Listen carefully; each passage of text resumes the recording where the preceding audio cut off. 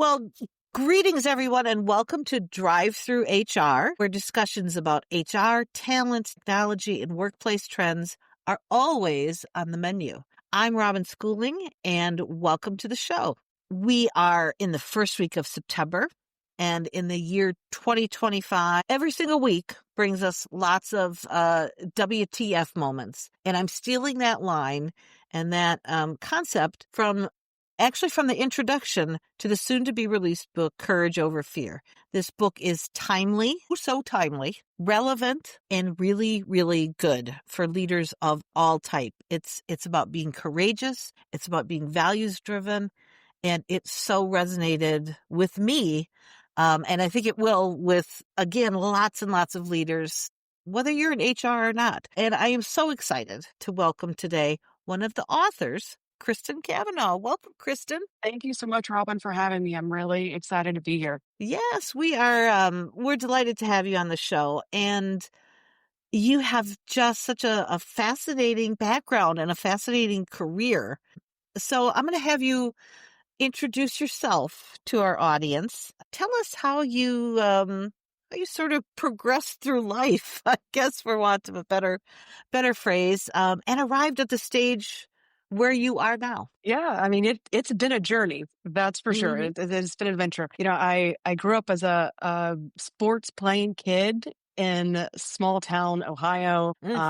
And I knew sports were kind of my ticket out of there. That was the known fact from my parents from an early age. And though basketball took me to the Naval Academy, which was a gift. And I got there and I found values like honor and courage and commitment. Mm-hmm. And I found Marines and I fell in love. I was obsessed with Marines and everything that they stood for. And not just the uniforms, like really just the presence that Marines had. Yeah. And so from day one, I wanted to be a Marine from being at the Academy. And so that's what I did. Was commissioned in the Marine Corps, stationed in San Diego in 2002. So that was right after 9/11. So there was no doubt I was going to be deployed. I was also lesbian and serving under Don't Ask, Don't Tell during that time. And so, right. So between the deployment, kind of dealing with Don't Ask, Don't Tell was a really formative time in my life and my career. And so I learned so much about myself and about what I think the workplace should and shouldn't be. And so when I left the Marine Corps, I kind of took that with me and wanted to make sure I was doing something with it. And so I went back to grad school. I got my master's in social work, really fell into the advocacy policy side of things. And had a full circle moment. I ended up doing some advocacy work for the repeal of Don't Ask, Don't Tell. And so that felt good, to be on the other end of it. Exactly, to try and help people. And so graduated from there. And then, I ran across a job description at Tesla. It was for an HR business partner. And I said, you know what? That sounds like being a social worker inside a company. I can do that. And so I did. I went to a job fair, met up with a recruiter who immediately told me, Tesla is a male-dominated culture. I don't know that you want to do this. And I said, I'm a Marine. Yeah, and exactly. He just stopped. And so he introduced me to the hiring manager who was also a veteran. And we hit it off. And next thing you know, I was at Tesla. I did that for 6 years on the HR side. Ended up in DEI. That's where I really wanted to be for my social work time. And had an amazing, amazing time there. It was the most formative job of my life. And then things changed. And I felt the values start to shift. And so I made the decision to leave in 2022, but I couldn't shake it. Like to your introduction, there were so many WTF moments and like, what happened? What was going on there? And so, I didn't want to let that moment go to waste or that experience go to waste. And so Mike and I started the agency initiative and here we are with a book 3 years later. Yes. And we're going to dive into some of those WTF moments that you experienced at Tesla in particular, but kind of how you formed the foundation for the agency initiative, which is also a really interesting and I think easy to use model that our listeners will get a lot from. Let's talk a little bit about the book. So the book Courage Over Fear is coming out in October. So we're getting ahead of the game here. We're ready to let our listeners do some pre-ordering. And you've written this with your co-author, Mike Randolph. Give us a high-level summary of the book as you describe it. I guess what was the impetus to write it? Yeah, of course. So Mike and I spent 6 years together at Tesla in various HR roles, and we had a lot of those moments of like, what just happened to us? And Your so head's when it's on pivot. so yeah, it's like what is going on? And so we originally went to the publisher and we wanted to call it "WTF just happened," and they said, "Well, no, we're not going to call it that." And so we agreed that we would go with courage over fear. And so what really Mike and I kept coming back to in a lot of those what just happened moments was like, why did we feel like we were powerless or we didn't Mm, have options or we didn't feel like we mhm, had control? And so we kept coming back to the word agency, agency, mhm, agency. And we landed on like, that's what it was. Like there were a lot of times where we felt like we didn't have it, but the truth was we did. What we mhm, didn't have was mhm, courage.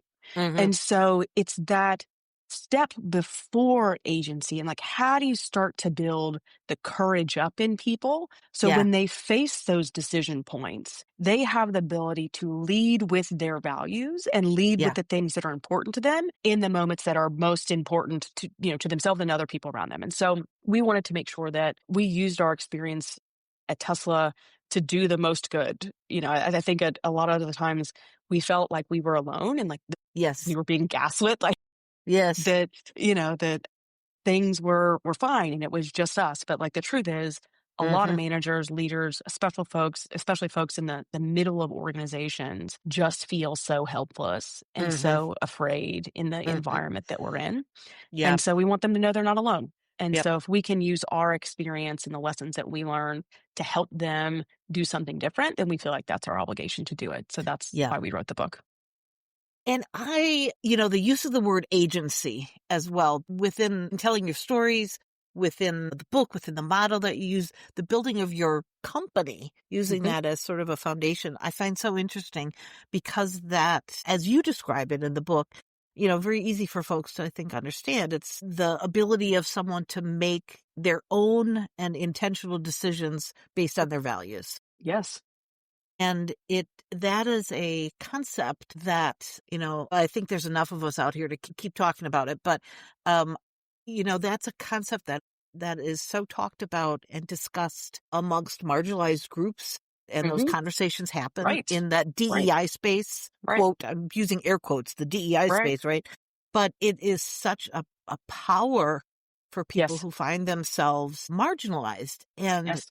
gosh dang it, we're going to talk about DEI corporate in a little bit, but gosh dang it, I don't want that to go away because having that strength and that Yes. agency as human beings is so critical. Oh my God, I'm already going off tangent here. It's like, yeah, this is why we wrote the book because so many people want to talk Exactly. about it and are drawn Yeah. to it, and it's so relevant to everything that is happening Yeah. right now, and Yeah. so many people feel like it is being taken away from Yeah. them, and that leads to a feeling of helplessness and all the other Yes. things. And so this is our way to keep that conversation going because we think it's Yeah. that important. Yeah.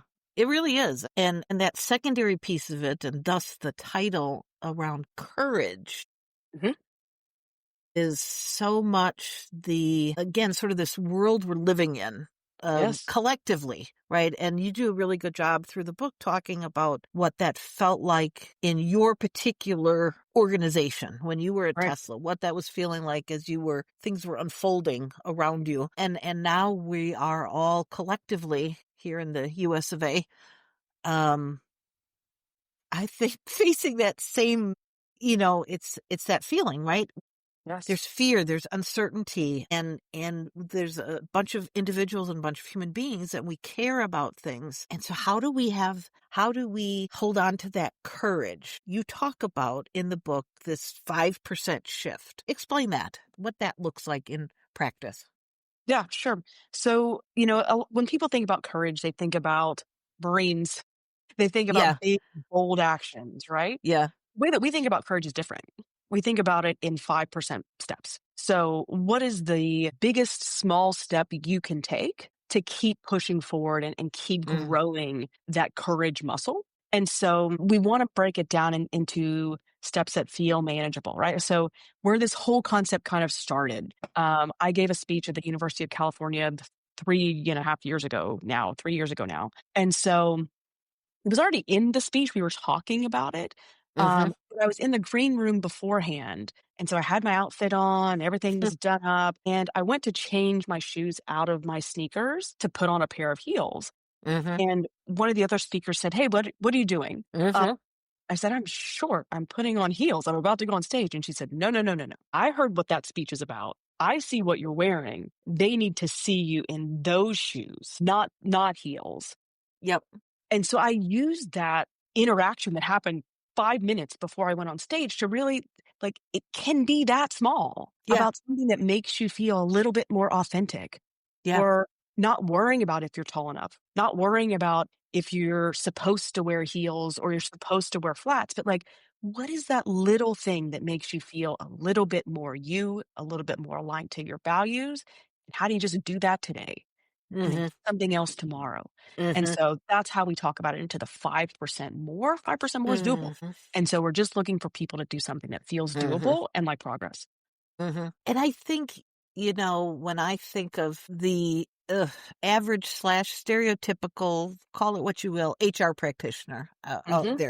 there has for years and years and years been this tendency, and I'm the first to pick on, my fellow HR folks, right? There's been just this tendency amongst us as a collective profession to, oh, I don't want to rock the boat. Oh, I'm not going to say anything. Oh, I'm going to, toe the company line because I have Right. to. Right. And that it's for HR people, I think that 5% shift becomes recognizing that and thinking about how you can speak, how you can retain your authority. I'm using air quotes Yes. a lot today, but Yes. retain your authority in your role, but also speak up and speak up for what's right and speak up for what you believe in and speak up for the things that your organization is not doing well. I Yes. had a conversation with somebody the other week. You could have picked me up off the floor when I was having this conversation, where there was what appeared to be some financial shenanigans going on at the organization, just from things being said and what this HR practitioner could see. Hmm. And it's not like they were combing through the books or anything, but there were enough signals kind of going on. And this person was terrified Yep. to say anything. And That's so we right. just went through this whole conversation of, why would you not? Right? Yep. Yep. I love that you brought up the feeling because Yeah.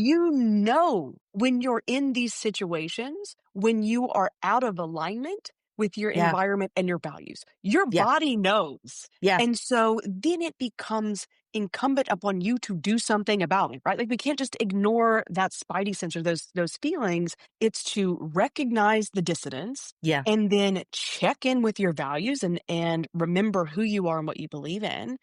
Yeah. Recognize the fear, right? Like, okay, Yep. I am Yep. fear. Why am I afraid right now? What are the consequences of making some of these decisions? But at some point, you have to be willing to face those consequences because that's what they're paying you for or should Mhm. be Mhm. paying you for. Like Right. you are the last line of defense for values for companies and in some places. Right. So that's what your job is.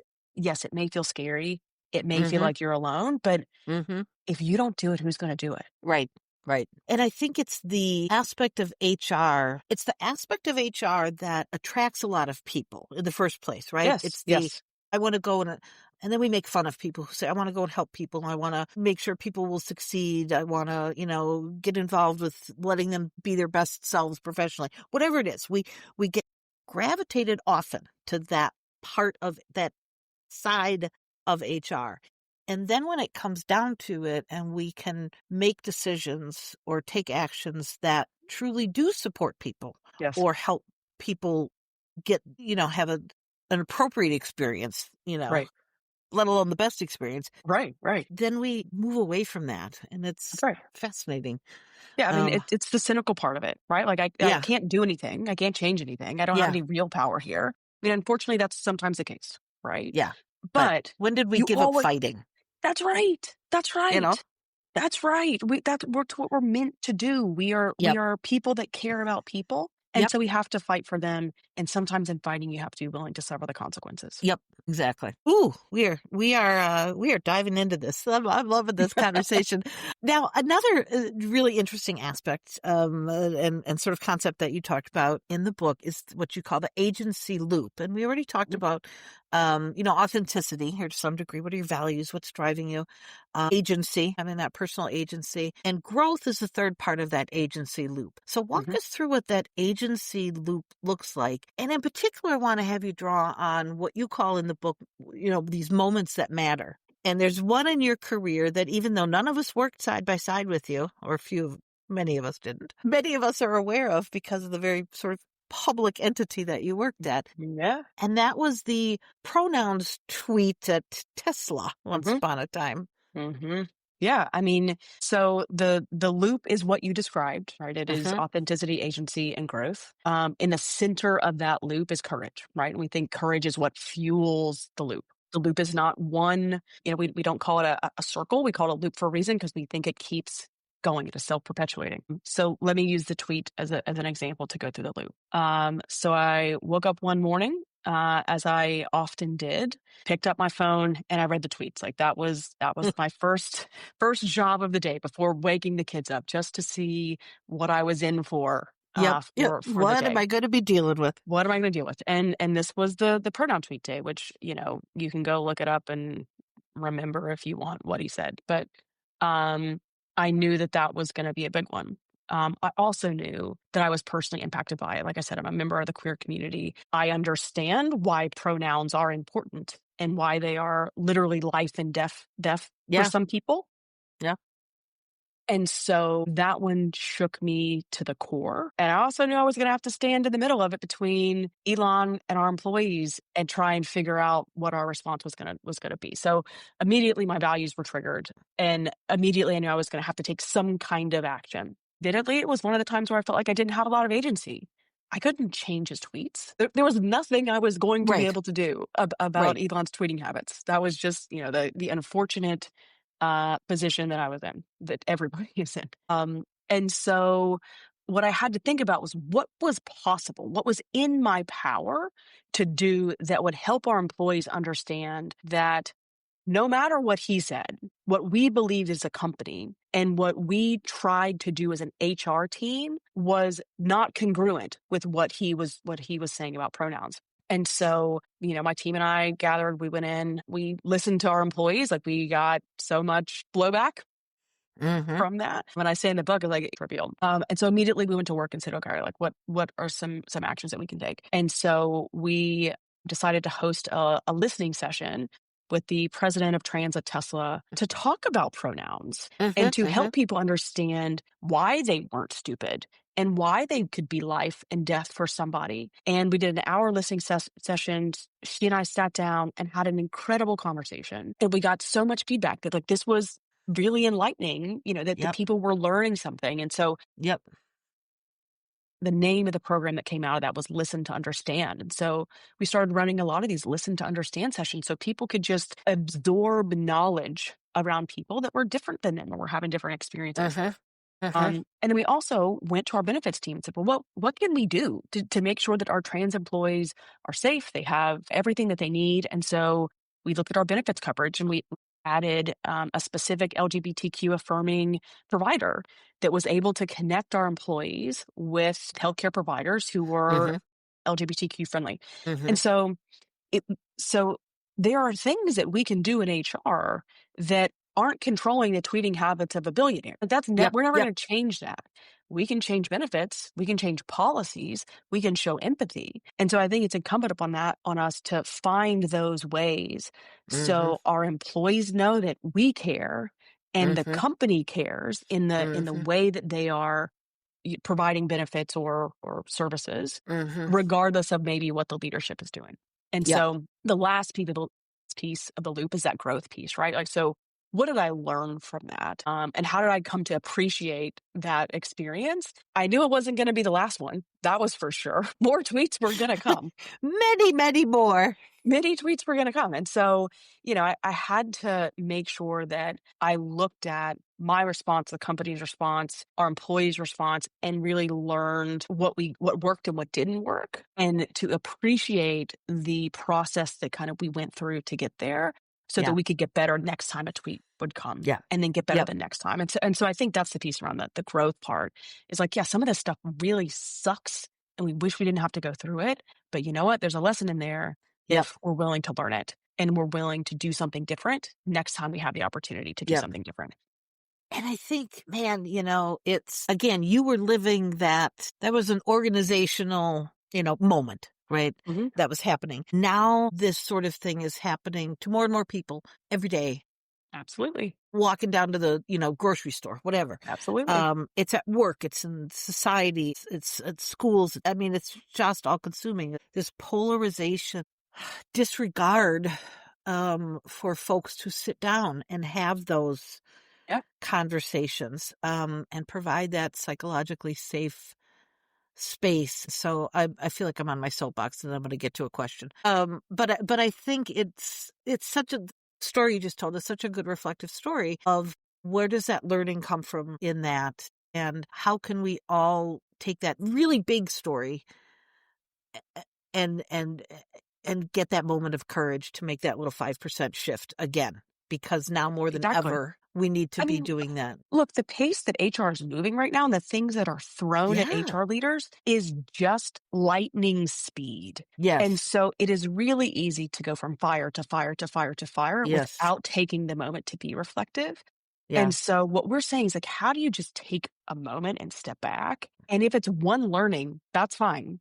But how Yeah. are you really thinking about and being intentional about how you're learning and growing from each of these dumpster fires Yeah. so that next time you can put it out a little bit faster? Yep. Yep. And I think too, like, Tesla was a canary in the coal mine. Like Mhm. all the things that we went through, like we did it Mhm. behind closed doors. Nobody saw it. Mhm. But now you're right. Everybody is Mhm. seeing that on such a large scale now. So how are you learning from the people around you, right? That are Yes. going through this. Like you can't be Yes. oblivious. And Yes. so I think it's not only taking your own learnings, but like, how are you looking at how other people are handling things and incorporating that into your own growth as well? Mhm. Yeah. We're almost out of time here. Before we get to kind of our wrap up and letting folks know how they can connect with you, find the book, etc. Want to toss in a question about DEI. Oh my God, should I even utter the letters? Mhm. Heaven forbid. That's a whole nother show on its own, right? The misrepresentation. Yes. But, because you worked corporate DEI, right? I mean, so Right. there's kind of your piece of HR, your specialty really of HR. And DEI has not only been bastardized and misrepresented and discussed incorrectly, it has been so deprioritized. And so even leaders who care seem to have lost their way, seem to have lost their courage. How do we get back on that path? Where's the middle path? What's Right. the courageous middle path? So there's got to be something besides just stepping back Right. Right. off of that path. Yeah, I mean, we got a lot of feedback on this section from our beta readers. So, they said, this is great, but give me something real that I Yeah. can do right now Yeah. because fluff ain't working for middle Yeah. managers. And so the way that we talk about it is like they feel like they're in a lose-lose situation. They Yeah. say something, they're coming to visit HR. They Yep. don't say something, they're coming to visit HR. And so like, why do anything at this point? Well, what we say is like we have to have some kind of reframe, right? Like we're not asking middle managers to go change DEI policy or to go talk to the board about whether or not it's being put up on, on proposals that go to share. We're not Right. asking folks to do that. We go back to the 5% rule. What can you do that is in your sphere of influence to Mhm. make your team understand and know that you care about them and that it being inclusive and being safe on your team is a priority? And so Mhm. it really is about being transparent, setting those expectations about how we respect each other, how we work in this organization. That's not talking about DEI. That is just Right. basic leadership and how you have a team come together Mhm. and perform in a high performing way.